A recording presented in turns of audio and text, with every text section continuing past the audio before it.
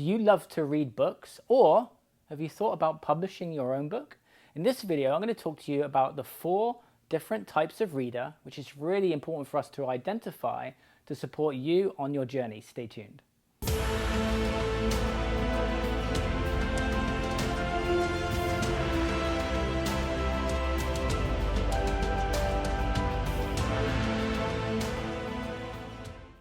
Hi, this is Simon Lovell, bringing you growth to support you in your leadership, entrepreneurial, business, life journey. Hopefully you find these videos useful. I produce these every single day. So if you want to get updates, hit the subscribe button and also hit the little bell. You'll get notifications. And if the video resonates with you and you find it genuinely useful, please do hit the like button and also comment below, because I'd love to interact with you if you've got any questions. So in this video, I'm going to talk to you about the 4 different types of book reader, which is important if you're writing a book, but also if you read books, because it brings awareness. And this channel really is about bringing awareness to things that maybe you can't see or you don't understand, right?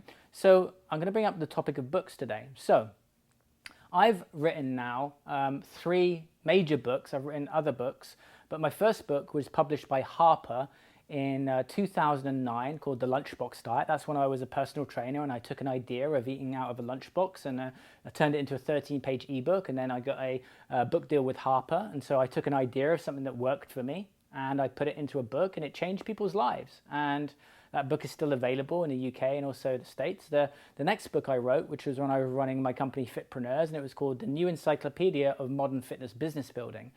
And that book was a big chunky book, but it gave so much advice on how to, grow and, build a fitness business. And that was a really fun project. My latest book is called The Black Ball. Does anybody else have a secret?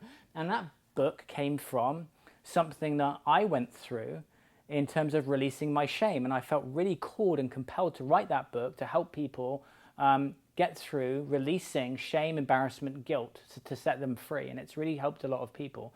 So all of these books were really callings, but they were also based upon the real life results that I got, right? And that's a reason to write a nonfiction book, is the things that you've achieved in your life and the things that you've actually, managed to do that you can put into a process for people. And so I know that most people have got a book in them, but most people also, a lot of people are afraid to actually get it and put it out there. And so what do? We sabotage that process. And so I want to talk about the 4 types of reader, because it's good to identify where you're at, but also who you're writing for. And so this is for you if you want to write a book, but also as a reader. So reader number 1, this is the person who buys a book, but they don't do anything with it, okay? This, for a book author, is that person that it kind of really frustrates us, right? Because we want to help people, but they don't do anything with it, right? You buy a book and it stays on the shelf. You have that intention, but it doesn't happen. And we've all done it, okay? Let's be honest. But it's how frequently we do that. Sometimes also we buy a book and the universe brings that idea to us, and then we don't read it, but then we pick it up again 3 years later and we go, oh my God, it's perfect for me, right? So that's the first type of reader, the reader that buys the book but doesn't do anything with it. The second type of reader is the reader that they read the book, they take in the knowledge, but they don't really do anything with it, okay? Just reading for reading's sake. The third type of reader is who I write for, okay? It's the reader that reads the book. They implement things from reading the book. So for example, when I read books and something resonates with me, I take an action from it, right? I call a person, I take an action in my business. If it's a business book, if it's a personal development book, I'll journal on it and go deeper within it, maybe in a meditation.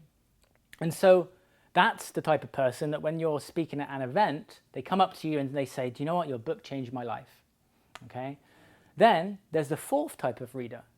This reader reads books and then they say, oh my God, I got so much from this, and then they want to go deeper.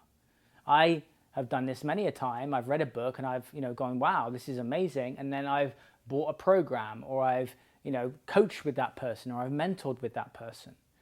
And so it's really important that we identify where do we sit, and that's really important, right?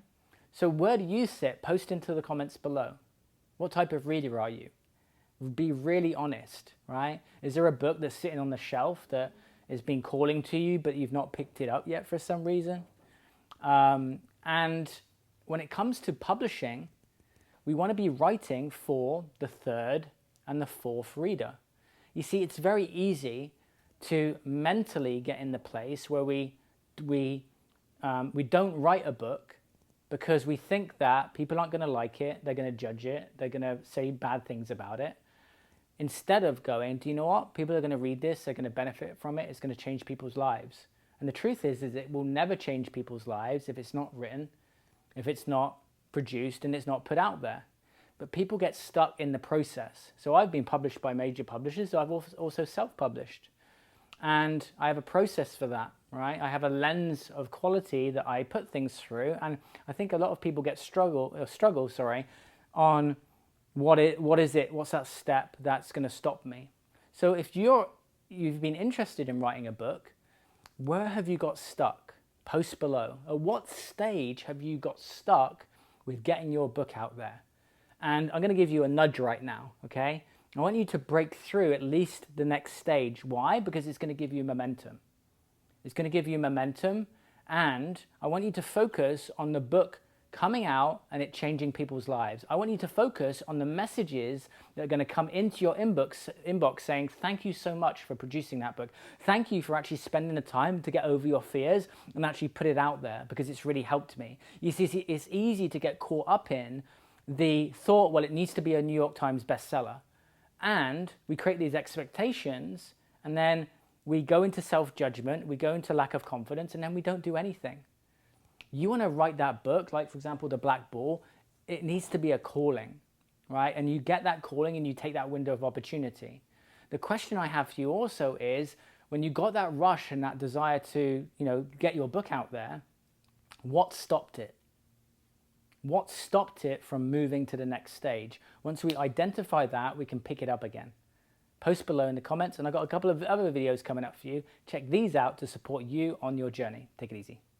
Hopefully you enjoyed that video. If so, hit that subscribe button and also hit the bell to make sure that you get the regular updates. Also, here's a couple of videos that may support you further in your journey. Also, head to modernspiritualman.com where you will find about my deep mission to support men all over the globe. Take it easy, and I'll see you very soon.